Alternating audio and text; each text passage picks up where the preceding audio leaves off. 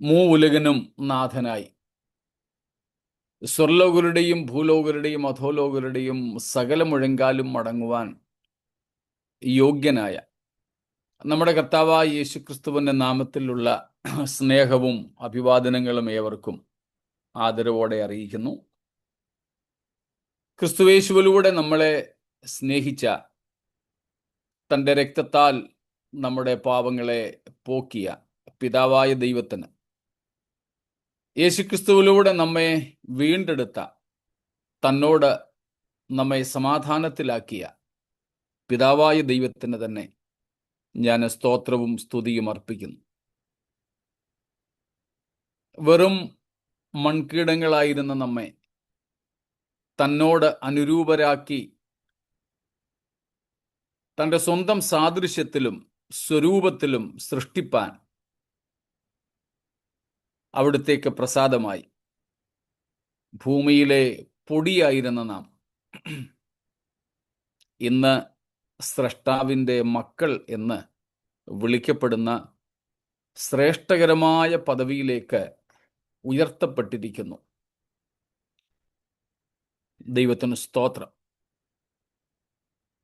ആ സ്നേഹവായ്പകളുടെ മുമ്പിൽ നമ്മെ തന്നെ പൂർണ്ണമായും അർപ്പിച്ചുകൊണ്ട് നമ്മുടെ ജീവിതം കഴിക്കുവാൻ ദൈവം നമുക്ക് പിന്നെയും കൃപയേകട്ടെ എന്ന് പ്രാർത്ഥിക്കുന്നു.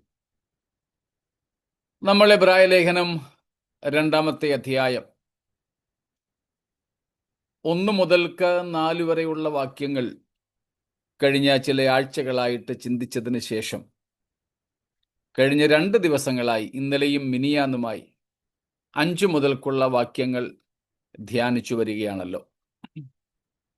അതിൽ നാം ആ ഭാഗത്തെ പ്രധാനമായും 2ആയിട്ട് തരംതിരിച്ചാണ് കണ്ടത്. 5 മുതൽ 9 വരെയുള്ള വാക്യങ്ങളെയും അതിനുശേഷം ബാക്കി വാക്യങ്ങളെയും, അതുമല്ലെങ്കിൽ 5 തൊട്ട് 8 വരെ എന്ന് വേണമെങ്കിൽ പറയാം, അത് മനുഷ്യനെ കുറിച്ചും 9 മുതൽക്കുള്ള വാക്യങ്ങൾ ക്രിസ്തുവിനെ കുറിച്ചുമാണ്. എന്നാൽ പലരും 5 മുതൽ 8 വരെയുള്ള വാക്യങ്ങളെയും യേശുക്രിസ്തുവിനെ കുറിച്ചാണെന്ന് തെറ്റിദ്ധരിക്കാറുണ്ട്. അത് മനുഷ്യരെ കുറിച്ച്, 1-ാം ആദാമിനെ കുറിച്ച്, 1-ാം ആദാമിൻ്റെ വംശത്തിൽ പിറന്ന മനുഷ്യരെ കുറിച്ച്, ആദാമ്യവർഗത്തെക്കുറിച്ച്. എന്നാൽ 9-ാമത്തെ വാക്യം മുതൽ നാം ഒടുക്കത്തെ ആദാമായ ക്രിസ്തുവിനെ കുറിച്ച് കാണുന്നു. നമുക്കതുകൊണ്ട്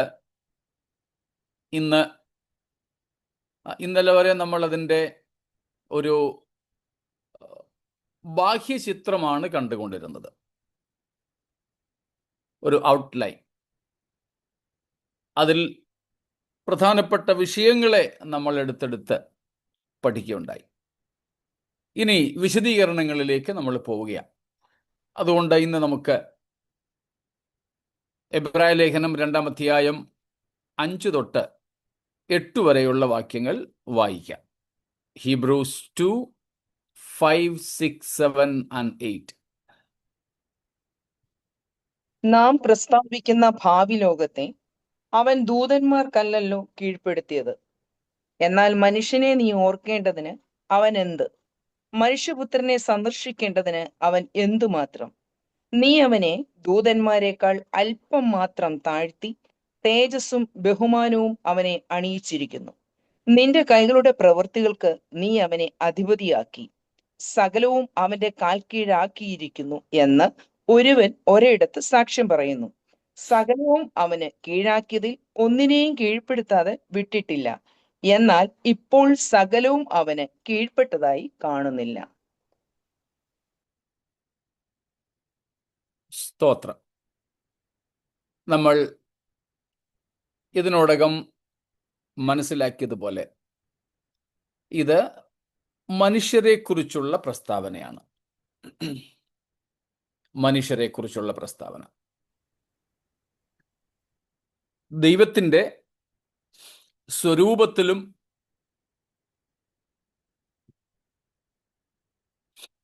സാദൃശ്യത്തിലും സൃഷ്ടിക്കപ്പെട്ട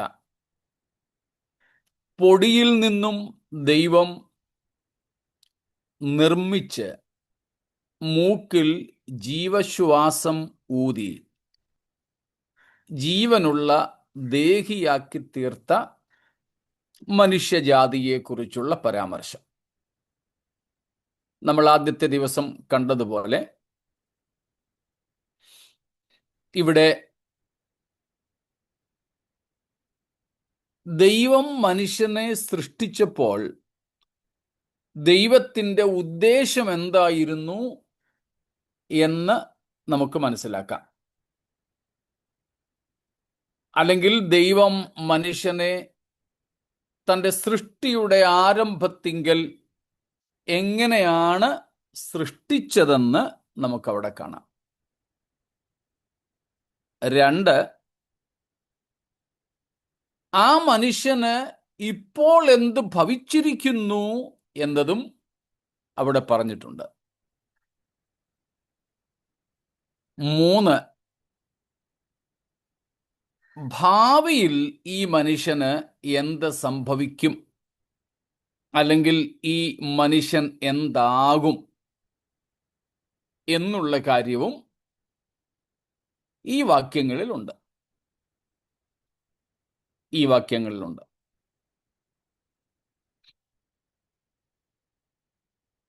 നമുക്ക് ഈ 3 കാര്യങ്ങളും അറിയാം. 4മതൊരു കാര്യം തുടർ വചനങ്ങളിൽ, വാക്യങ്ങളിൽ പറഞ്ഞിരിക്കുന്നത്, നമുക്ക് ഈ നഷ്ടപ്പെട്ട അവസ്ഥയിൽ നിന്ന് ദൈവം തരാനിരിക്കുന്ന ശ്രേഷ്ഠകരമായ അവസ്ഥ എങ്ങനെ പ്രാപ്യമാണ് എന്നതാ. സ്തോത്രം. നഷ്ടപ്പെട്ട അവസ്ഥയെ തിരികെ പ്രാപിക്കുന്ന പ്രക്രിയയ്ക്ക് നമ്മൾ വീണ്ടെടുപ്പ് എന്ന് വിളിക്കുന്നു. ആ പദം അവിടെ കാണുന്നില്ലെങ്കിലും അതാണ് അവിടുത്തെ ആശയം. അപ്പോൾ നഷ്ടം സംഭവിച്ച മനുഷ്യന് വീണ്ടെടുപ്പ് എങ്ങനെ സാധ്യമാണ് എന്നതും തുടർ വാക്യങ്ങളിൽ വിശദീകരിക്കുന്നുണ്ട്. അപ്പോൾ 3 കാര്യങ്ങൾ പ്രധാനമായും 5 തൊട്ട് 8 വരെയുള്ള വാക്യങ്ങളിൽ നിന്ന് കാണാം.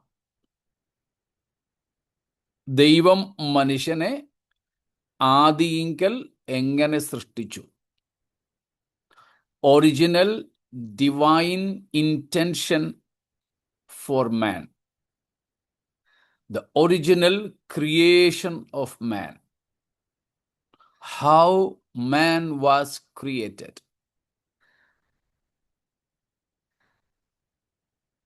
എങ്ങനെയാണ് മനുഷ്യൻ സൃഷ്ടിക്കപ്പെട്ടത്? എങ്ങനെയെന്ന് പറഞ്ഞാൽ ഏത് അവസ്ഥയിൽ എന്നാണ് അർത്ഥമാക്കുന്നത്. In what position or in what state man was created. അതാണ് നമുക്കവിടെ ഒന്നാമതായി കാണാനുള്ളത്. 2, അവൻ എന്ത് സംഭവിച്ചു, ഇപ്പോൾ അവൻ്റെ അവസ്ഥ എന്ത്. 3, അവൻ എന്ത് സംഭവിക്കും, ഭാവിയിൽ അവൻ്റെ അവസ്ഥ എന്ത്. വളരെ ലളിതമായി പറഞ്ഞാൽ ഭൂതകാലവും വർത്തമാനകാലവും ഭാവികാലവും. മനുഷ്യൻ്റെ ഭൂതകാലം, വർത്തമാനകാലം, ഭാവികാലം. ഈ 3 കാര്യങ്ങളാണ് ഈ 5 തൊട്ട് 8 വരെയുള്ള വാക്യങ്ങളിൽ പറഞ്ഞിരിക്കുന്നത്. സ്തോത്രം. അതിൽ നമുക്ക് കാണുവാൻ സാധിക്കുന്നത് മനുഷ്യന്റെ ഭൂതകാലം. ആ കാലക്രമത്തിൽ തന്നെ നമുക്കതങ്ങ് നോക്കാം. മനുഷ്യന്റെ ഭൂതകാലം. What was man in God's original intention, what man was intended to be at the very beginning of creation. സൃഷ്ടിയുടെ ആരംഭത്തിങ്കൽ ദൈവം മനുഷ്യനെക്കുറിച്ച് ആഗ്രഹിച്ച ആഗ്രഹം എന്തായിരുന്നു? അവനെ എന്ത് ആക്കിയാണ് ദൈവം സൃഷ്ടിച്ചത്? അതാണ് നാം അതിൻ്റെ 7-ാമത്തെ വാക്യത്തിൽ കാണുന്നത്. നീ അവനെ ദൂതന്മാരെക്കാൾ അല്പം മാത്രം താഴ്ത്തി, തേജസ്സും ബഹുമാനവും അവനെ അണിയിച്ചിരിക്കുന്നു. നിന്റെ കൈകളുടെ പ്രവൃത്തികൾക്ക് നീ അവനെ അധിപതിയാക്കി, സകലവും അവന്റെ കാൽ കീഴാക്കിയിരിക്കുന്നു. സ്തോത്രം. അതിനെ നമുക്ക് ഓരോന്നോരോന്നായിട്ടെടുത്താൽ, ദൂതന്മാരെക്കാൾ അല്പം മാത്രം ശരീരഘടന കൊണ്ട് താഴ്ത്തപ്പെട്ടവൻ. നമ്മൾ സങ്കീർത്തനം 8 നിന്ന് കണ്ടു, ദൂതന്മാരെക്കാൾ എന്നല്ല. എബ്രായ ഭാഷ അല്ലെങ്കിൽ എബ്രായ ബൈബിളിൽ കൊടുത്തിരിക്കുന്നത്, ഇത് ഗ്രീക്ക് ബൈബിളിൻ്റെ ഒരു പരിഭാഷയാണ്. എബ്രായ ബൈബിളിൽ അതിൻ്റെ മൂല ഭാഗത്ത് കൊടുത്തിരിക്കുന്നത് ദൂതന്മാരെക്കാൾ എന്നല്ല, ദൈവത്തെക്കാൾ അല്പം മാത്രം താഴ്ത്തിയെന്ന. അതിൻ്റെ വ്യത്യാസം നമുക്ക് പിന്നീട് ചിന്തിക്കാം. ഇപ്പോൾ നമുക്ക് മനുഷ്യ സൃഷ്ടി, അതിൻ്റെ ആദ്യ ഭാഗം നോക്കാം. മനുഷ്യന്റെ ഭൂതകാലം നോക്കാം. ദൈവം മനുഷ്യനെക്കുറിച്ച് ആഗ്രഹിച്ചിരുന്നത് എന്തായിരുന്നു എന്ന് നമുക്കൊന്ന് കാണാം. അതാണ് 1-ാം ഭാഗം. ദൈവത്തെക്കാൾ അല്പം മാത്രം മനുഷ്യനെ താഴ്ത്തി. 2, തേജസ്സും ബഹുമാനവും അവനെ അണിയിച്ചു. തേജസ്സും ബഹുമാനവും ഉള്ളവനായിട്ടാണ് ദൈവം മനുഷ്യനെ സൃഷ്ടിച്ചത്. അവനെ അണിയിച്ചു. 3-ാമത്, നിന്റെ കൈകളുടെ പ്രവൃത്തികൾക്ക് നീ അവനെ അധിപതിയാക്കി. എന്ന് വെച്ചാൽ സകല സൃഷ്ടികൾക്കും മനുഷ്യനെ ദൈവം മേലാക്കി വെച്ചു. 4, അതിൻ്റെ തന്നെ അർത്ഥത്തിൽ പറഞ്ഞിരിക്കുന്നു, സകലവും അവന്റെ കാൽ കീഴെയാക്കിയിരിക്കുന്നു. This is what God originally intended when God created man. സ്തോത്രം. God made man a little lower than God himself. A little lower than God himself. Then it says, God crowned man with glory and honor. Thirdly, God made him or set him over all God's creations, or the crown of all creation എന്ന് നമുക്ക് വേണമെങ്കിൽ വിളിക്കാം. And fourthly, God subjected all things under his feet. Under his feet. അതിൻ്റെ വിശദീകരണം 9-ാമത്തെ വാക്യത്തിൽ വീണ്ടും പറഞ്ഞിരിക്കുന്നു. The fact that all things have been subjected to him means that nothing has been left unsubjected to him. സകലവും അവന്റെ കാൽ കീഴാക്കിയിരിക്കുന്നു എന്ന് പറഞ്ഞിരിക്കുന്നതിൻ്റെ വിശദീകരണമായി 9-ാം വാക്യത്തിന്റെ തുടക്കത്തിൽ നമ്മൾ കാണുന്നു, സകലവും അവന് കാൽക്കീഴാക്കിയിരിക്കുന്നതിൽ ഒന്നിനെയും അവന് കീഴ്പ്പെടുത്താതിരുന്നിട്ടില്ല. സകലവും എന്ന് പറഞ്ഞാൽ സകലവും തന്നെ. സ്തോത്രം.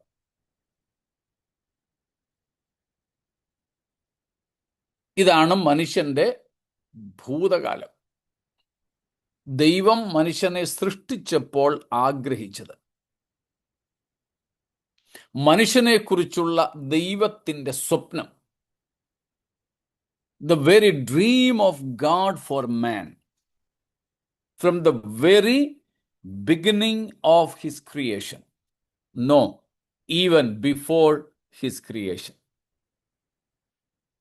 സൃഷ്ടിയുടെ ആരംഭത്തിൽ മുതൽക്കേ അല്ല, അതിനും മുമ്പ് തന്നെ, അനാദികാലം മുതൽ തന്നെ ദൈവത്തിൻ്റെ പദ്ധതി.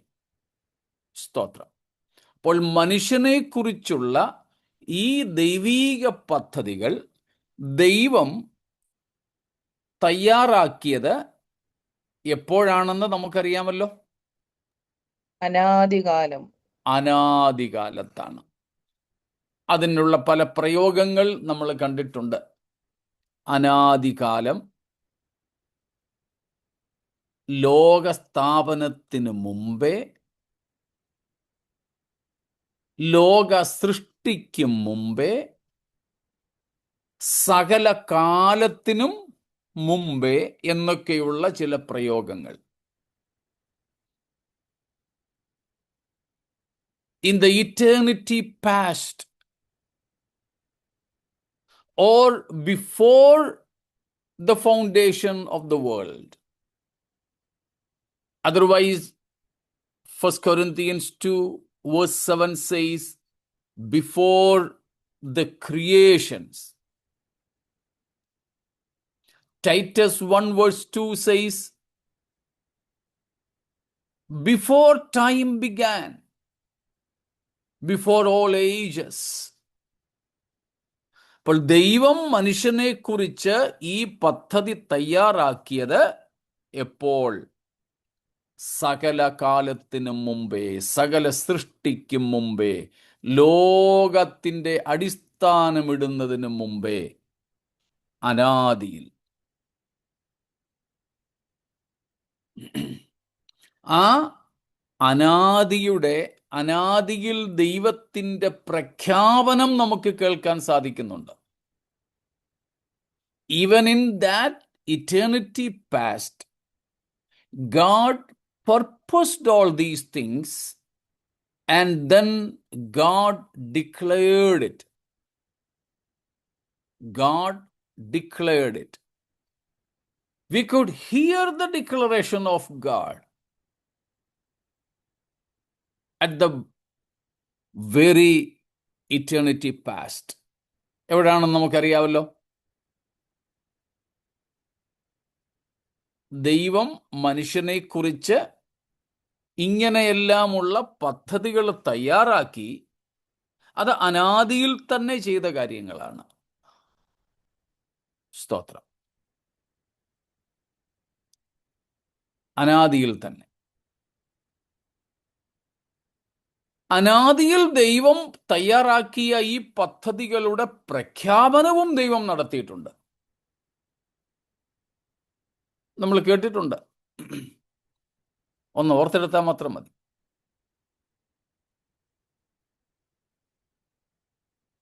എവിടെയാണ്? രൂപത്തിൽ സ്വരൂപത്തിൽ മനുഷ്യനെ ഉണ്ടാക്കാം. അത് തന്നെ. സ്തോത്രം. ജെനിസിസ് 1:26 ഒന്ന് വായിച്ചേക്കാം നമുക്ക്. ഉൽപ്പത്തി 1:26.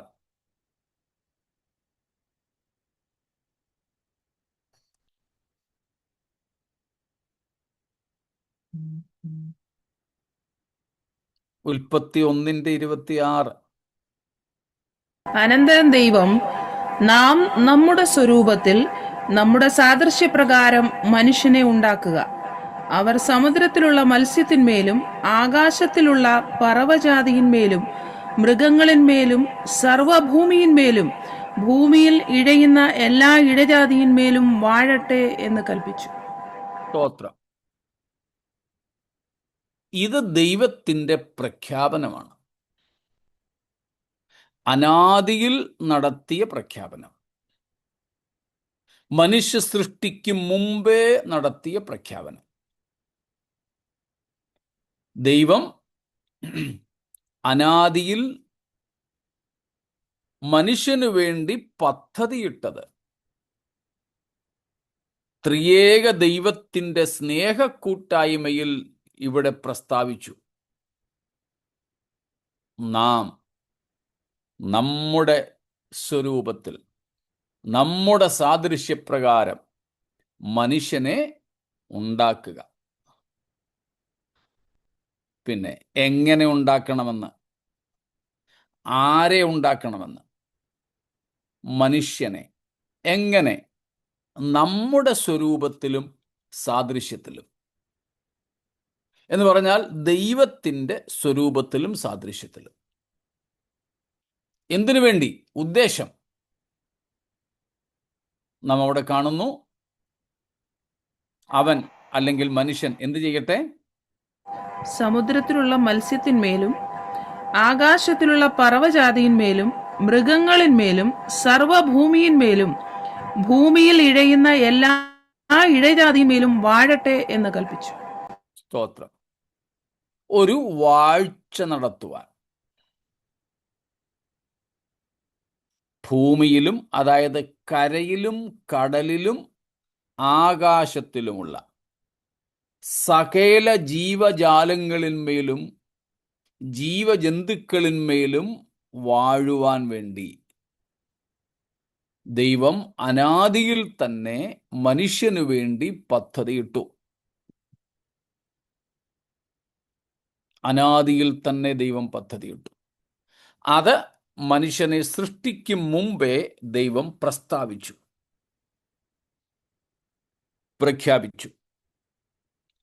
ആ പ്രഖ്യാപന പ്രകാരം ദൈവം മനുഷ്യനെ സൃഷ്ടിച്ചു. 27-ാമത്തെ വാക്യം.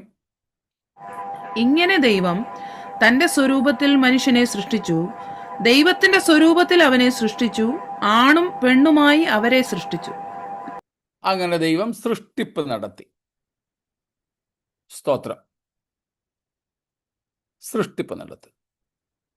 എന്നിട്ട് അവരെ അനുഗ്രഹിച്ചു പറഞ്ഞ കാര്യം 28-ാം വാക്യം. ദൈവം അവരെ അനുഗ്രഹിച്ചു, നിങ്ങൾ സന്താനപുഷ്ടിയുള്ളവരായി പെരുകി ഭൂമിയിൽ നിറഞ്ഞ് അതിനെ അടക്കി സമുദ്രത്തിലെ മത്സ്യത്തിന്മേലും ആകാശത്തിലെ പറവജാതിയിന്മേലും സകല ഭൂചര ജന്തുവിന്മേലും വാഴുവീൻ എന്ന് അവരോട് കൽപ്പിച്ചു. സ്തോത്രം. ദൈവം അവരെ അനുഗ്രഹിച്ച് അവരോട് പറഞ്ഞ കാര്യങ്ങൾ നമുക്കവിടെ കാണാൻ സാധിക്കുന്നുണ്ട്. സ്തോത്രം. നാം കാണുന്നു, ദൈവം അവരെ അനുഗ്രഹിച്ചു. സ്തോത്രം. എന്നിട്ട് അവരോട് പറഞ്ഞു, ഗാഡ് ബ്ലസ് ദം, അനുഗ്രഹിച്ചു. ബി ഫ്രൂട്ട്ഫുൾ, നിങ്ങൾ സന്താനപുഷ്ടിയുള്ളവരാകുവിൻ. എന്നിട്ട് പറയുന്നു, multiply and fill the earth. That was about their existence and their race. അവരുടെ വംശത്തെക്കുറിച്ച്, അവരുടെ അസ്തിത്വത്തെക്കുറിച്ചായിരുന്നു ഈ 3 അനുഗ്രഹങ്ങൾ. നിങ്ങൾ സന്താനപുഷ്ടി ഉള്ളവർ ആയി, സന്താന പുഷ്ടിയുള്ളവരായി, പെരുകി പെരുകി. സ്തോത്രം. Be fruitful and multiply and fill the earth. പിന്നെ 2 കാര്യങ്ങൾ കൂടെ പറഞ്ഞു. എന്താ? മത്സ്യങ്ങൾ, മൃഗങ്ങൾ, പക്ഷികൾ, ഇഴജന്തുക്കൾ ഇവയെ ഒക്കെയും അടക്കി. Subdue all the creation, whether in the air or on earth or in the waters. Subdue them, subdue them, then rule over them, have dominion over them. So these fivefold blessing, fivefold commandments, സ്തോത്രം, 5 അനുഗ്രഹങ്ങൾ അവരെ സൃഷ്ടിച്ച ശേഷം അവർക്ക് കൊടുക്കുന്നു. സന്താനപുഷ്ടി ഉള്ളവരായി പെരുകണം, എന്നിട്ട് ഭൂമിയിൽ നിറയണം, സകല സൃഷ്ടികളെയും അടക്കണം, അവയെ വാഴണം. ഇങ്ങനെ 5 അനുഗ്രഹങ്ങൾ അഥവാ കൽപ്പനകൾ. സ്തോത്രം. So this was God's original intention for man. സ്തോത്രം. ചിലരെ തെറ്റിദ്ധരിക്കാറുണ്ട്, വിവാഹ ജീവിതവും സന്താനപുഷ്ടിയുമൊക്കെ മനുഷ്യൻ പാപം ചെയ്തതിൻ്റെ ഫലമായി ശാപവും പാപവുമായിട്ട് ഉണ്ടായ കാര്യങ്ങളാണെന്ന്. അല്ല. അതുകൊണ്ടാണ് വിവാഹവേദികളിലൊക്കെ അല്ലെങ്കിൽ ഫാമിലി കൗൺസിലിങ്ങിലും കോൺഫറൻസുകളിലുമൊക്കെ ഞങ്ങൾ പറയാറുള്ളത്, love, sex, marriage and recreation are not a post-fall curse, but a pre-fall blessing.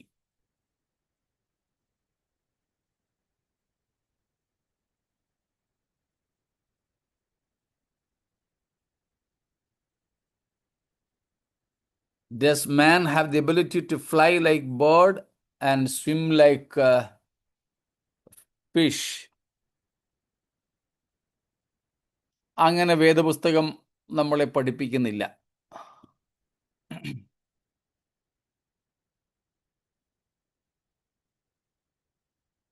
കാരണം മനുഷ്യനെ ദൈവം ഭൂമിയിലാണ് ആക്കി വെച്ചത്. അവനെ പറക്കാനോ മത്സ്യത്തെപ്പോലെ വെള്ളത്തിൽ നീന്താനോ ഒന്നുമുള്ള കഴിവുകളോടുകൂടെ സൃഷ്ടിച്ചു എന്ന് വേദപുസ്തകം നമ്മെ പഠിപ്പിക്കുന്നില്ല. എനിക്കിതുവരെ കാണാൻ സാധിച്ചിട്ടില്ല. അങ്ങനെ എന്തെങ്കിലും സൂചനകളുണ്ടെങ്കിൽ പറഞ്ഞാൽ കൊള്ളാം. എന്നാൽ അങ്ങനെ വേദപുസ്തകം നമ്മെ പഠിപ്പിക്കുന്നില്ല. മനുഷ്യനെ ഭൂമിയിൽ വസിക്കാൻ വേണ്ടിയാണ് ആക്കി വെച്ചത്. അല്ലാതെ ആകാശത്തിൽ പറക്കുന്നതിനോ വെള്ളത്തിൽ മത്സ്യങ്ങളെപ്പോലെ നീന്തി അല്ലെങ്കിൽ അങ്ങനെ ഒരു ജീവിതം നയിക്കുന്നതിനോ വേണ്ടി അല്ല. നാം സങ്കീർത്തനത്തിൽ വായിക്കുന്നുണ്ട്, 115 സങ്കീർത്തനത്തിൻ്റെ 16 വാക്യം, Psalms 115 verse 16.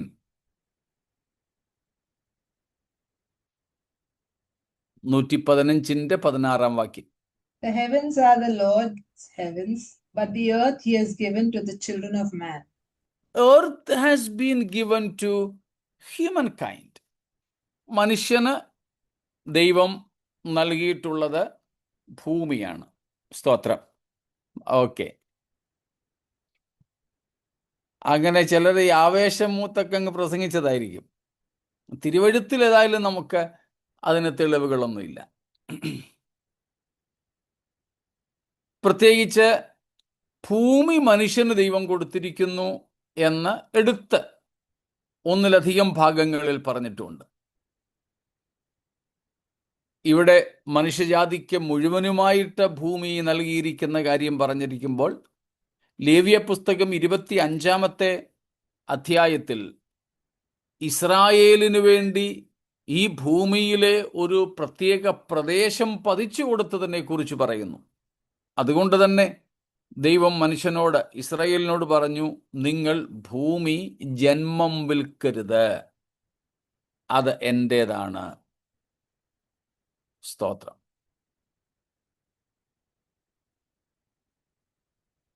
അപ്പം അങ്ങനെ ഒരു ആശയം തിരുവെഴുത്തിൽ നമുക്ക് കാണുവാനായിട്ട് സാധിക്കുന്നില്ല.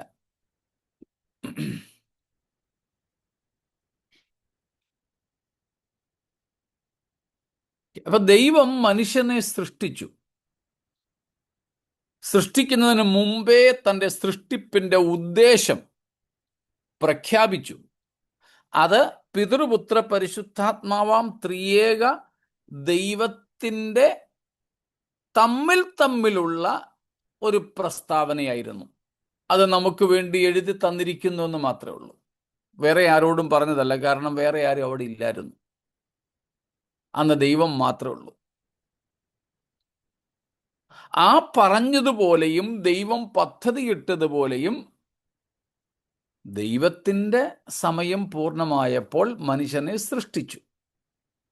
എന്നിട്ട് അവനെ ഈ 5 വിധമായ അനുഗ്രഹങ്ങളാൽ അനുഗ്രഹിച്ചു. അപ്പോൾ ദൈവത്തിൻ്റെ മനുഷ്യന് വേണ്ടിയുള്ള സ്വപ്നമായിരുന്നു ഇത്. എന്ത്? reign over God's creation, deputing the creator, ruling the creation. സ്രഷ്ടാവിൻ്റെ പ്രതിനിധിയായി സൃഷ്ടിയുടെ മേൽ വാഴ്ച നടത്തുക, സകലത്തെയും തൻ്റെ കാൽ കീഴെ ആക്കുക. അവിടെ കാൽ കീഴാക്കുക എന്നൊക്കെ പറഞ്ഞാൽ ഈ ഡിക്റ്റേറ്റർഷിപ്പ് ഒന്നുമല്ല, ഏകാധിപത്യ സ്വഭാവത്തോടെ അടിച്ചമർത്തുന്ന പരിപാടിയൊന്നുമല്ല. ദൈവം ആഗ്രഹിച്ചത് സകലവും മനുഷ്യന് കീഴ്പ്പെട്ടിരിക്കുകയും മനുഷ്യൻ സർവത്തിൻ്റെയും മീതെ ആധിപത്യം നടത്തുകയും ചെയ്യുക. ആ ആധിപത്യം അടിച്ചമർത്തലല്ല, not oppression and suppression. This reigning, this ruling, this dominion was not to be an oppression or suppression or a dictatorship, but a divine order of creation. A divine order of creation. Harmonious loyalty. A harmonious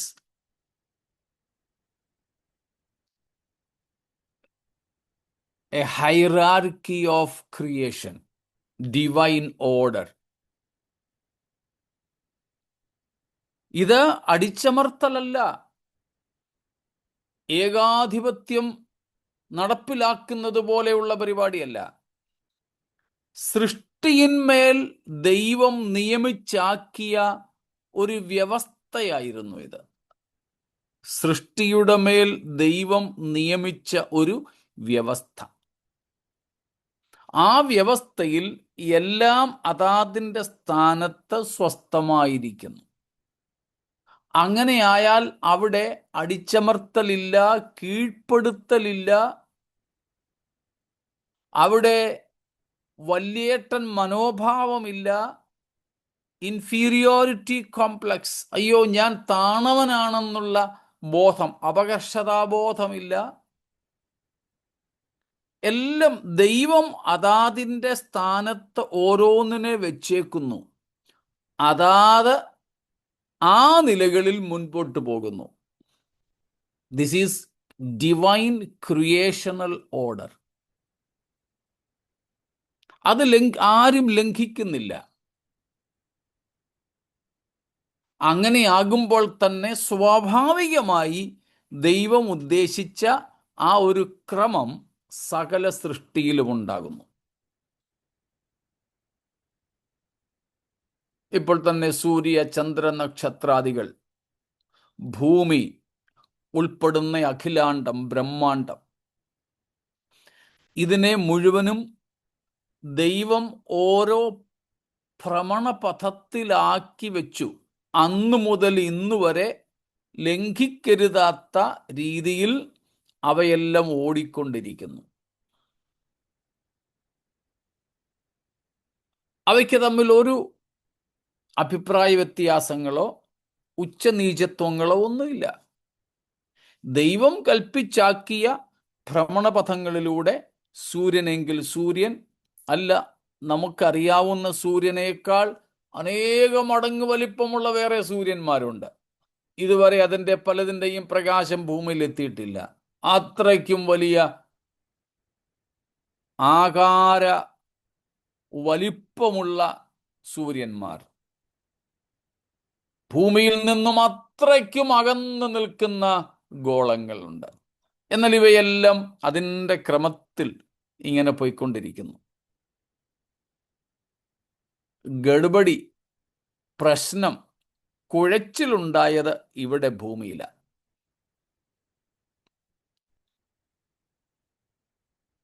അപ്പോൾ ദൈവം ഓരോന്നിനും നിയമിച്ച ആ പരിധിയിലും അവസ്ഥയിലും അങ്ങനെ അങ്ങ് പ്രവർത്തിച്ചു പോയിരുന്നെങ്കിൽ ഒരു കുഴപ്പമില്ലായിരുന്നു. അങ്ങനത്തെ ഒരു ആധിപത്യമായിരുന്നു ദൈവം മനുഷ്യന് വേണ്ടിയിട്ട് വെച്ചതും മനുഷ്യന് വേണ്ടി നിയമിച്ചതും ആഗ്രഹിച്ചതും. അതാണ് ദൈവത്തിൻ്റെ മനുഷ്യന് വേണ്ടിയുള്ള മൂല ആഗ്രഹം. അതാണ് നാം വായിച്ച ആ വാക്യങ്ങളിൽ ഉള്ളത്. നീ അവനെ ദൈവത്തെക്കാൾ അല്പം മാത്രം താഴ്ത്തി, തേജസ്സും ബഹുമാനവും അവനെ അണിയിച്ചു. നിന്റെ കൈകളുടെ പ്രവൃത്തികൾക്ക് അവനെ അധിപതിയാക്കി, സകലവും അവൻ്റെ കാൽ കീഴെ ആക്കി വെച്ചുമിരിക്കുന്നു. സകലത്തെയും എന്ന് വെച്ചാൽ സകലത്തെയും തന്നെ. മനുഷ്യനെ കീഴ്പ്പെടുത്താത്തതായി ഈ പ്രപഞ്ചത്തിൽ ഒന്നുമില്ലായിരുന്നു. സ്തോത്രം. ഇതിനെയാണ് നമ്മൾ പണ്ട് ദൈവം മനുഷ്യനെ സൃഷ്ടിച്ചതിൻ്റെ ഉദ്ദേശം എന്ത് എന്ന നിലയിൽ പഠിച്ചത്. ഓർമ്മ കാണുമല്ലോ, കുറഞ്ഞപക്ഷം പഴയവർക്കെങ്കിലും ഓർമ്മ കാണും. ദൈവം മനുഷ്യനെ സൃഷ്ടിച്ചതിൻ്റെ പിൻപിലുള്ള ഉദ്ദേശം എന്തെന്ന്. ക്രിയേഷണൽ പർപ്പസ് ഓഫ് മാൻ ഓർമ്മ കാണുമല്ലോ. ആർക്കെങ്കിലും ഓർമ്മയുണ്ടോ? കൂട്ടായ്മയ്ക്ക് വേണ്ടിയിട്ട്, കൂട്ടവകാശത്തിന് വേണ്ടി. കൂട്ടായ്മയ്ക്കും കൂട്ടവകാശത്തിനും വേണ്ടി. ബ്രദർ ആർ സ്റ്റാൻലിയുടെ വാക്കുകളാണ്. God made man for partnership and for fellowship. Partnership അഥവാ കൂട്ടവകാശം, ഫെലോഷിപ്പ് അഥവാ കൂട്ടായ്മ. അതിലെ കൂട്ടവകാശം അല്ലെങ്കിൽ പാർട്ട്ണർഷിപ്പ് എന്നുള്ളതാണ് നാം ഇപ്പോൾ കണ്ടത്. 26 28 വാക്യങ്ങളിൽ 5 അനുഗ്രഹങ്ങളായി നാം കണ്ടത്. 5 ആദ്യത്തെ 3 തൽക്കാലം അവിടെ നിൽക്കട്ടെ. സന്താനപുഷ്ടിയുള്ളവരായി പെരുകി ഭൂമിയിൽ നിറവിൻ എന്നുള്ളത് അവിടെ നിൽക്കട്ടെ. ബാക്കി 2 നമുക്ക് തൽക്കാലം ഈ വിഷയത്തോടനുബന്ധിച്ചെടുത്താൽ മതി.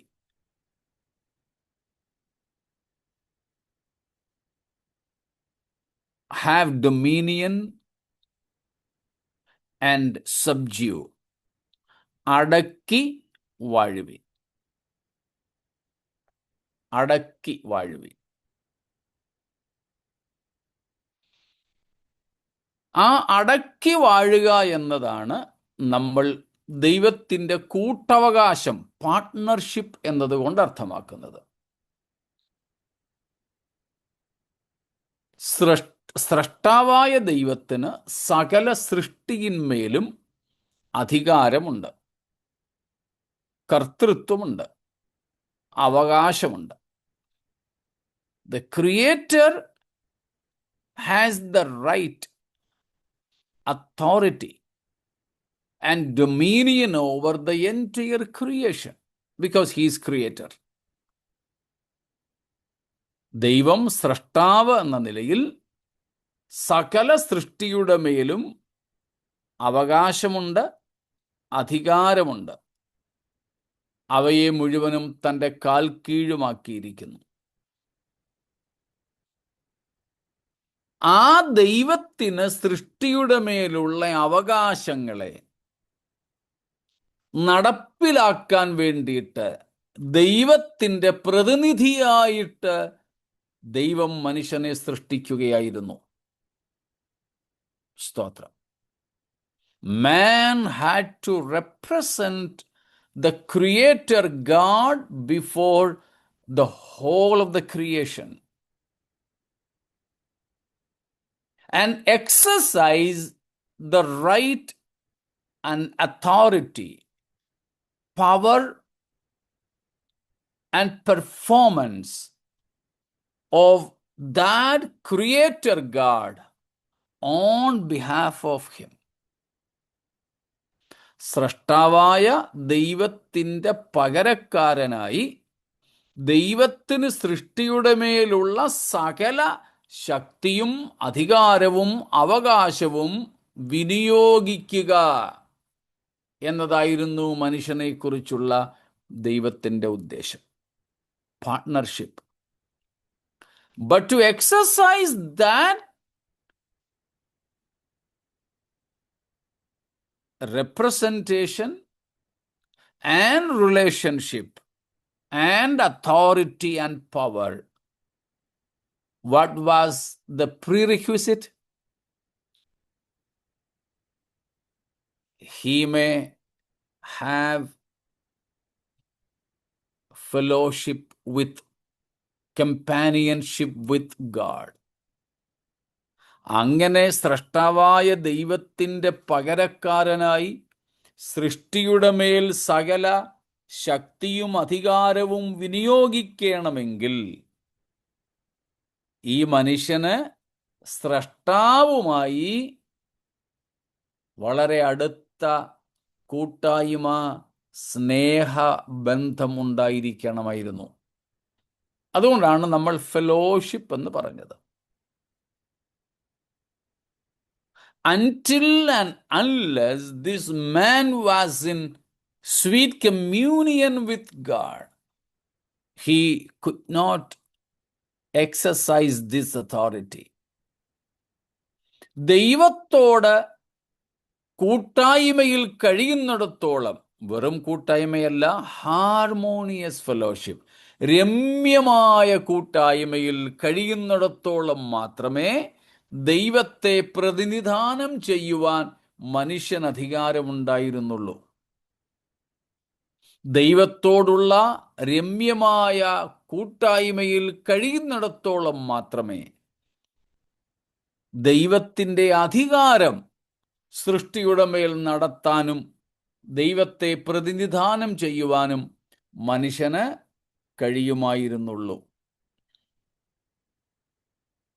സ്തോത്രം. മനസ്സിലാക്കാണല്ലോ. ദൈവം മനുഷ്യനെക്കുറിച്ച് ആഗ്രഹിച്ച ഒരവസ്ഥയാണിത്. അവൻ ദൈവത്തോട് കൂടെ നടക്കുക, എന്നിട്ട് ആ കൂട്ടായ്മ ബന്ധം നിമിത്തം ആ ദൈവത്തിൻ്റെ പ്രതിനിധിയായി ദൈവത്തിനുള്ളതൊക്കെ സൃഷ്ടിയുടെ മേൽ നടപ്പിലാക്കുക. പ്രത്യേകിച്ച് അവനൊന്നും ചെയ്യണ്ടായിരുന്നു. അവൻ വെറുതെ നിന്നുകൊടുത്താൽ മാത്രം മതിയായിരുന്നു. സകല സൃഷ്ടികളും അവന് കീഴ്പ്പെട്ട് തന്നെ ഇരുന്നേനെ. പക്ഷേ ആ സ്രഷ്ടാവുമായുള്ള ബന്ധം ഉലഞ്ഞപ്പോഴാണ് സൃഷ്ടികൾ ആരെങ്കിലും തിരിഞ്ഞു നിന്ന് ഒക്കത്തില്ലെന്നും പറ്റത്തില്ലെന്നും ഒക്കെ മനുഷ്യനോട് പറയുന്നത്, നീ ആരാടാ എന്ന് തിരിച്ചു ചോദിക്കുന്നത്, ആക്രമിക്കുവാൻ വരുന്നത്. സ്തോത്രം. ഇപ്പം ദൈവം മനുഷ്യനെക്കുറിച്ച് ആഗ്രഹിച്ച ശരിയായ നിലപാട് ദൈവത്തോടുള്ള സ്നേഹ കൂട്ടായ്മയിൽ മനുഷ്യൻ കഴിയുക, അത് നിമിത്തം ദൈവത്തിനുള്ള അധികാരവും ശക്തിയും എല്ലാം മനുഷ്യനും ഉണ്ടായിരിക്കുക, ആ മനുഷ്യൻ ആ അധികാരവും ശക്തിയും സൃഷ്ടിയിൽ നടപ്പിലാക്കുക. സൃഷ്ടിയുടെ സുഗമമായ ഒരു നടത്തിപ്പ് അങ്ങനെ അങ്ങ് പോയിക്കൊണ്ടേനെ. ഇതാണ് ദൈവം അവനെ ദൈവത്തെക്കാൾ അല്പം മാത്രം താഴ്ത്തി. ദൈവം സ്രഷ്ടാവ്, മനുഷ്യൻ സൃഷ്ടി, ഒരു ചെറിയ വ്യത്യാസം. ദൈവം അനാദിയായും ശാശ്വതമായുമുള്ളവൻ, പക്ഷെ മനുഷ്യൻ ഒരു സൃഷ്ടി, അവൻ ആദിയുണ്ട്, ദൈവത്തെക്കാൾ അല്പം മാത്രം താഴ്ത്തി. ദൈവത്തിന് സൃഷ്ടി ചെയ്യാം, മനുഷ്യനെ സൃഷ്ടി നടത്താനുള്ള അധികാരമോ കഴിവോ നൽകിയിട്ടില്ല. ഇങ്ങനെയുള്ള വിഷയങ്ങളിലൊക്കെ ദൈവത്തിന് ആരാധന സ്വീകരിക്കാം, മനുഷ്യന് ആരാധന സ്വീകരിപ്പാൻ അനുവാദമില്ല. ഇങ്ങനെയൊക്കെയുള്ള അല്പവ്യത്യാസം, ഇതെല്ലാം കൂടെ ചേർത്താണ് ദൈവത്തെക്കാൾ അല്പം മാത്രം താഴ്ത്തി. പക്ഷേ അവനെ എന്തണിയിച്ചു? തേജസ്സും ബഹുമാനവും. അവിടെ പറയുന്ന തേജസ്, majesty, glory, it is not a visual brightness, but an authority he used to exercise over the creation, or by default he had that authority. That is what is glory here. ഇവിടെ പറയുന്ന തേജസ് നമ്മൾ സാധാരണ പ്രസംഗിക്കുന്നത് പോലെ ആദാമിനെ ഹവ്വയും സൃഷ്ടിച്ചിട്ട് വേറെ തുണിയൊന്നും ഉണ്ടാക്കി കൊടുക്കാതെ ഒരു തേജസ്സിൻ്റെ പാളി കൊണ്ട് മൂടിയിരുന്നു എന്ന അർത്ഥമല്ല. ഇവിടെ തേജസ് എന്ന് പറയുന്നത് കാണുവാൻ കഴിയുന്ന ഒരു പ്രഭയെക്കുറിച്ചല്ല. ആവർത്തിക്കുന്നു, ഇവിടെ തേജസ് എന്ന് പറയുന്നത് കാണുവാൻ കഴിയുന്ന ഒരു വെളിച്ചത്തെക്കുറിച്ചല്ല, ഒരു പ്രഭയെക്കുറിച്ചല്ല. പിന്നെ അവൻ സൃഷ്ടി മുതൽ തന്നെ ഉപയോഗിച്ചിരുന്ന ഒരു അധികാരത്തെയാണ് തേജസ് എന്നതുകൊണ്ട് അർത്ഥമാക്കുന്നത്. തേജസ്സും ബഹുമാനവും, തേജസ്സും ബഹുമാനവും. യോഹന്നാൻ 1:14 നമുക്കറിയാമല്ലോ. ജോൺ 1:14,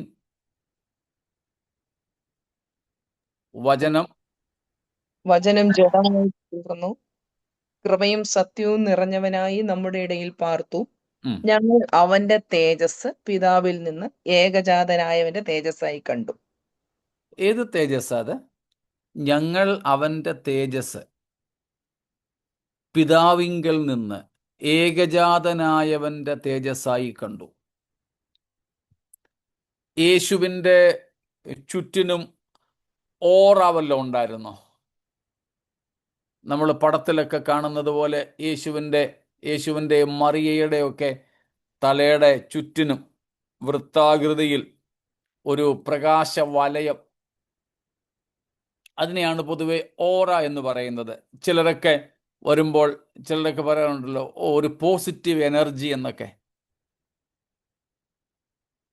ഏതെങ്കിലും ഒരു സെലിബ്രിറ്റി, ഒരു സിനിമാ താരമോ ഒരു സ്പോർട്സ് അല്ലെ രാഷ്ട്രീയ നേതൃത്വത്തിലുള്ള ആരെങ്കിലും വരുന്നത് അറിഞ്ഞ് ഒരു വലിയ ജനക്കൂട്ടം ഇങ്ങനെ തങ്ങളുടെ പ്രിയ നേതാവിൻ്റെ വരവ് കാത്തിരിക്കുക. ആ നേതാവ് ഇങ്ങോട്ട് വരുമ്പോഴേക്കും ഈ കൂടിയിരിക്കുന്ന ആയിരക്കണക്കിന് ആളുകൾ ആർത്തട്ടഹസിക്കുക. അവർക്ക് എന്തെന്നില്ലാത്തൊരു ഊർജം ലഭിക്കുന്നു, ഒരു ഓറ. അതുപോലെ യേശുവിൻ്റെ തലയുടെ ചുറ്റിനും,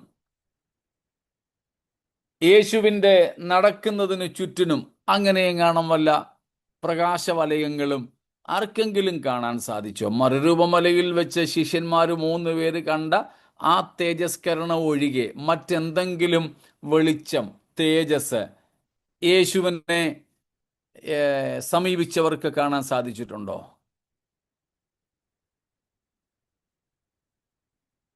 നിങ്ങളും കൂടെ വന്നാട്ടെ.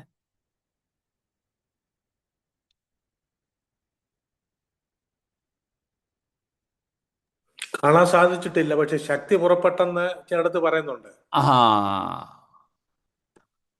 അപ്പൊ നാം പറഞ്ഞു വരുന്നത്, ഇതിന്റെ കൂടെ നമ്മൾ റോമർ 3:23 കൂടെ എടുക്കുന്നുണ്ട്.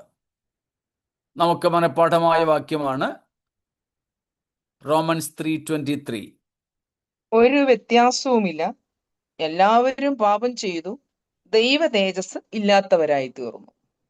ഈ വാക്യമൊക്കെ എടുത്തുകൊണ്ടാണ്, അതായത് നമ്മൾ 8-ാം സങ്കീർത്തനത്തിൽ വായിക്കുന്ന ദൈവം മനുഷ്യനെ ദൈവത്തെക്കാൾ അല്പം മാത്രം താഴ്ത്തി തേജസ്സും ബഹുമാനവും അവനെ അണിയിച്ചിരിക്കുന്നു. എബ്രായർ 2:5 തൊട്ട് ഉള്ള വാക്യങ്ങളിൽ ദൈവം മനുഷ്യനെ ദൂതന്മാരെക്കാൾ അല്പം മാത്രം താഴ്ത്തി തേജസ്സും ബഹുമാനവും അണിയിച്ചിരിക്കുന്നു. റോമർ 3:23 സങ്കീർത്തനത്തിൽ നിന്നുള്ള ഉദ്ധരണിയാണ്, നമുക്കറിയാമല്ലോ. എല്ലാവരും പാപം ചെയ്തു ദൈവ തേജസ്സില്ലാത്തവരായി തീർന്നിരിക്കുന്നു. ഈ വാക്യങ്ങളൊക്കെ എടുത്തുകൊണ്ടാണ് നമ്മൾ പറയുന്നത്, പ്രസംഗിക്കുന്നത്, ആദം ഹൗവമാർ പാപം ചെയ്യുന്നതിന് മുൻപ് തേജസ് ധരിച്ചിരുന്നു. പാപം ചെയ്തപ്പോൾ ആ തേജസ്സിന്റെ വസ്ത്രം നഷ്ടപ്പെട്ടു, അവർ നഗ്നരായി തീർന്നു എന്നൊക്കെ. എന്നാൽ അവിടെ പറയുന്ന തേജസ്, ഈ പറയപ്പെട്ട തേജസ് ഒന്നും തന്നെ ഏതു തേജസ് അല്ല.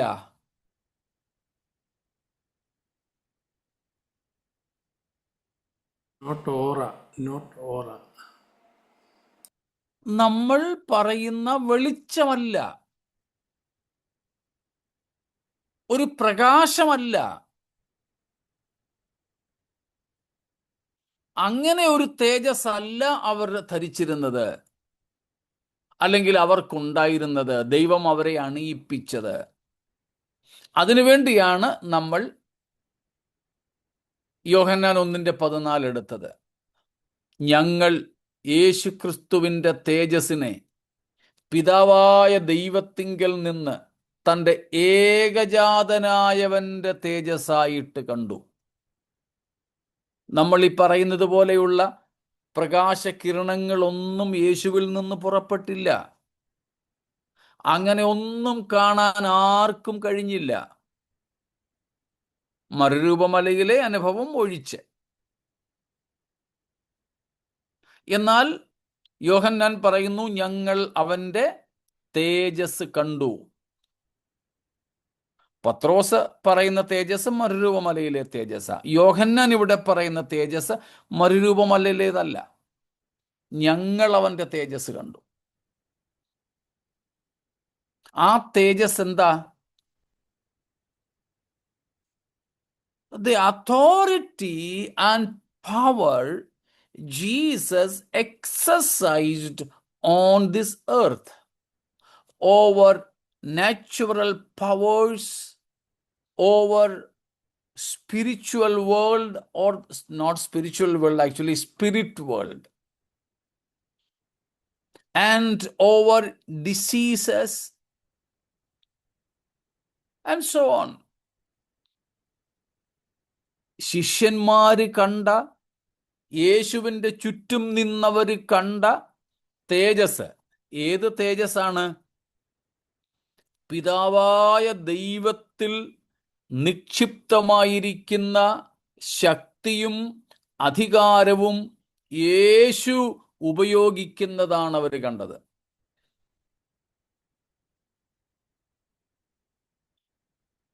കാറ്റ്, കടല്, മേഘം,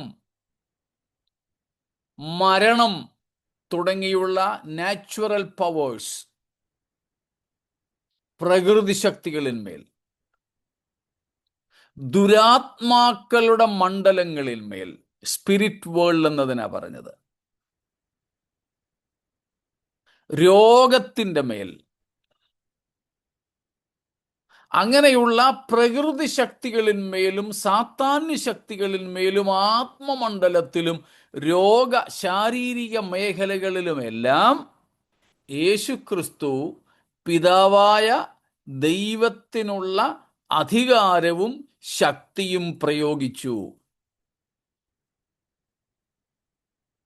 അതുകൊണ്ട് പാപികളുടെ പാപങ്ങൾ യേശു മോചിപ്പിച്ചപ്പോൾ പാപവിമോചകനായ, പാപം മോചിപ്പാൻ ഏക അധികാരമുള്ള ദൈവത്തിൻ്റെ തേജസ്സാണ്, ദൈവത്തിൻ്റെ അധികാരമാണ് അവിടെ ക്രിസ്തുവിലൂടെ വെളിപ്പെട്ടത്. രോഗങ്ങളെ സൗഖ്യമാക്കിയപ്പോൾ, മരിച്ചവരെ ഉയർപ്പിച്ചപ്പോൾ, കുഷ്ഠരോഗികളെ ശുദ്ധമാക്കിയപ്പോൾ, പ്രകൃതിയുടെ നിയമങ്ങൾക്ക് വിരോധമായി കടലിലെ അലറി അടുക്കുന്ന അലകളിന്മേൽ നടകൊണ്ടപ്പോൾ, കാറ്റേ കടലെ അടങ്ങുക, ശാന്തമാകുക എന്ന് പറഞ്ഞ് അലറിയെടുക്കുന്ന കാറ്റിനെ ശാന്തമാക്കിയപ്പോൾ, തിരമാലകളെ അടക്കിയപ്പോൾ, ഇന്ന സ്ഥലത്തേക്ക് വലയിട്ട് മീൻ പിടിക്കെന്ന് പറഞ്ഞപ്പോൾ പെരുത്ത മീൻകൂട്ടം തങ്ങളുടെ വലയിൽ കയറി അത് ചെയ്തപ്പോൾ, ചുരുക്കം അപ്പവും മീനും കൊണ്ട് ആയിരക്കണക്കിന് ആൾക്കാരെ പോഷിപ്പിച്ചപ്പോൾ ഒക്കെ അവരെന്ത് കണ്ടു? പിതാവിൻ്റെ തേജസ്സിനെ, ഏകജാതനായവന്റെ തേജസ്സായിട്ട് അവർ കണ്ടു. അവിടെ എങ്ങും വെളിച്ചമല്ല കണ്ടത്, അവിടെ എങ്ങും പ്രകാശധാരകളല്ല കണ്ടത്, അവിടെയെല്ലാം ദൈവമഹത്വത്തിൻ്റെ പ്രദർശനങ്ങളാണ് കണ്ടത്. ഈ തേജസ്സായിരുന്നു മനുഷ്യന് ദൈവം ആദ്യം കൊടുത്തിരുന്നത്. ഈ തേജസ് സാത്താന്റെ മേലും പാമ്പിൻ്റെ മേലും വരെ ഉപയോഗിക്കുവാൻ കഴിയുന്ന അളവിലാണ് ദൈവം മനുഷ്യന് തേജസ്സും ബഹുമാനവും അണിയിച്ച് നിർത്തിയതവനെ.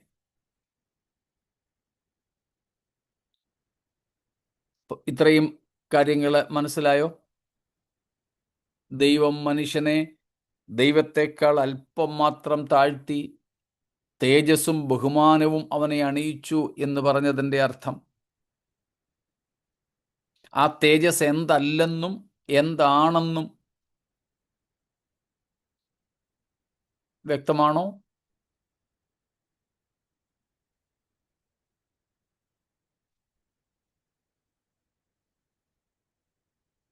സ്തോത്രം. Of course, they had this glory.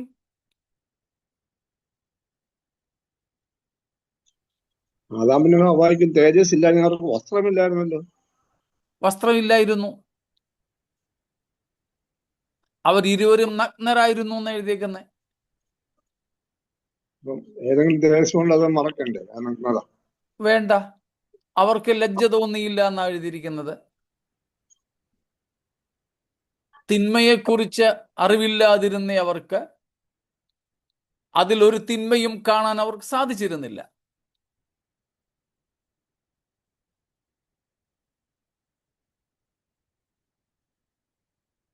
അങ്ങനെ അവരുടെ നഗ്നത മറയ്ക്കത്തക്കതുപോലെയുള്ള വെളിച്ചമൊന്നും അവരെ ചുറ്റിയിരുന്നില്ല. വ്യക്തതയോടെ എഴുതിയിരിക്കുന്നത് ഉൽപ്പത്തി 2-ാം അധ്യായം അവസാനം വാക്യത്തിൽ എഴുതിയിരിക്കുന്നത് മനുഷ്യനും ഭാര്യയും നഗ്നരായിരുന്നു എന്ന്. അവർ തേജസ് ഉടുത്തിരുന്നു എന്നല്ല, പക്ഷെ അവർക്ക് നാണം തോന്നിയില്ലാതാനും.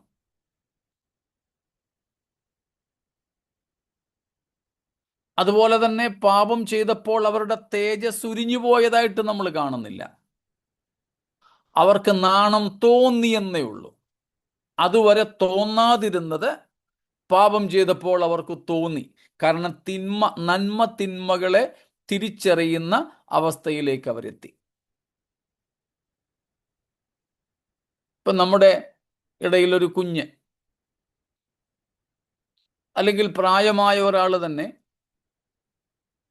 സുബോധം, നാണം എന്ന ഒരു സംഗതി അങ്ങനെ ഒരു ബുദ്ധി വളർച്ച ഉണ്ടായിട്ടില്ലാത്ത ഒരാൾ, നമ്മുടെ ഇടയിലെ ശിശുക്കൾ, കുഞ്ഞുങ്ങൾ, അവരെ നഗ്നരായിട്ട് നടത്തിയാലും അവർക്ക് ലജ്ജ തോന്നുന്നില്ല.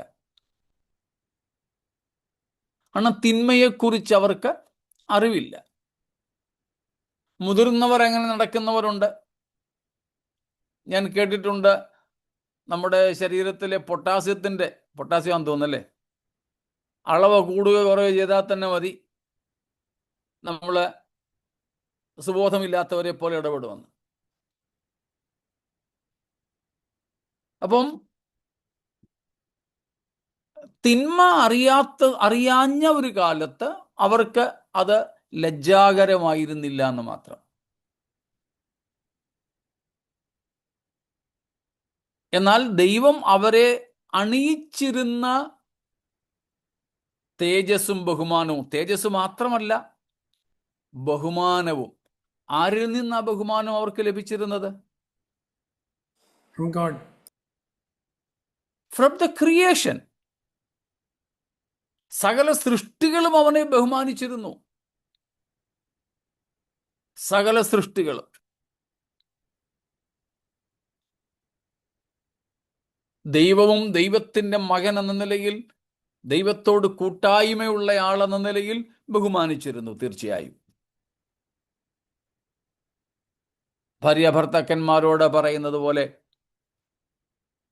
ഭാര്യ ഭർത്താവിനെ ബഹുമാനിക്കണം, ഭയപ്പെടണമെന്ന് പറയുന്നത് പോലെ തന്നെ ഭർത്താവിനോടും പറയുന്നുണ്ട്, ഭർത്താവ് ഭാര്യയെ ആദരിക്കണം, ബഹുമാനിക്കണമെന്ന്. രണ്ട് ബഹുമാനങ്ങളും തമ്മിലുള്ള വ്യത്യാസം ഉണ്ട്. ഇതുപോലെ ദൈവത്തിനും തീർച്ചയായും മനുഷ്യനോട് ബഹുമാനം ഉണ്ടായിരുന്നു. അത് നമുക്ക് ദൈവത്തോടുള്ള ബഹുമാനം പോലെ അല്ല എന്ന് മാത്രം, വ്യത്യാസമുണ്ട്. അതുപോലെ ദൈവം മനുഷ്യനെ അണിയിച്ച തേജസ്സും ബഹുമാനവും അത് സൃഷ്ടിയോടുള്ള ബന്ധത്തിലാണ്, സൃഷ്ടികളോടുള്ള ബന്ധത്തിലാണ്. അത് രണ്ടും ഒരുമിച്ച, ബഹുമാനവും തേജസ്സും. എന്നാൽ പാപം ചെയ്തതോടുകൂടെ ഇവയ്ക്ക് രണ്ടിനും നാശം സംഭവിച്ചു, ക്ഷതമേറ്റു.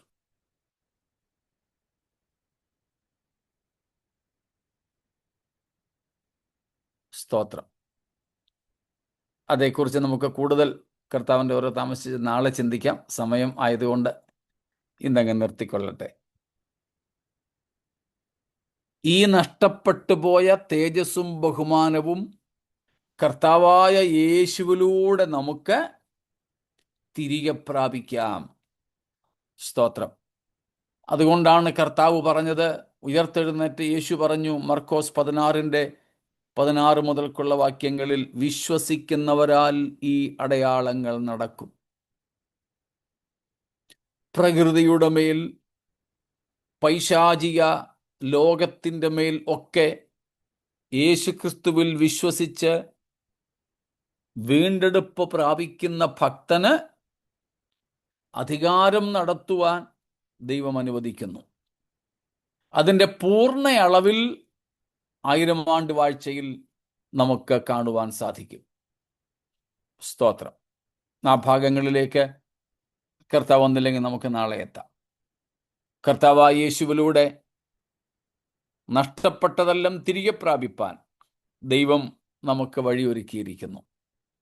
ക്രിസ്തുയേശുവിൽ വിശ്വസിച്ച് നാമും ദൈവവുമായി നിരക്കുമ്പോൾ ആദം ഹവ്വമാർക്ക് നഷ്ടപ്പെട്ട ഒരു അധികാരത്തിൻ്റെ അനുഭവത്തിലേക്ക് ദൈവം നമ്മെ മടക്കി വരുത്തും എന്ന് വിചാരിച്ച് രക്ഷിക്കപ്പെട്ട ഒരാൾ കാട്ടാനെടുത്ത് പോയിട്ട് ഇടത്ത് തിരിയാനേ വലത്ത് തിരിയാനെന്നൊക്കെ പറയാൻ പോയാൽ അപകടമാണ്.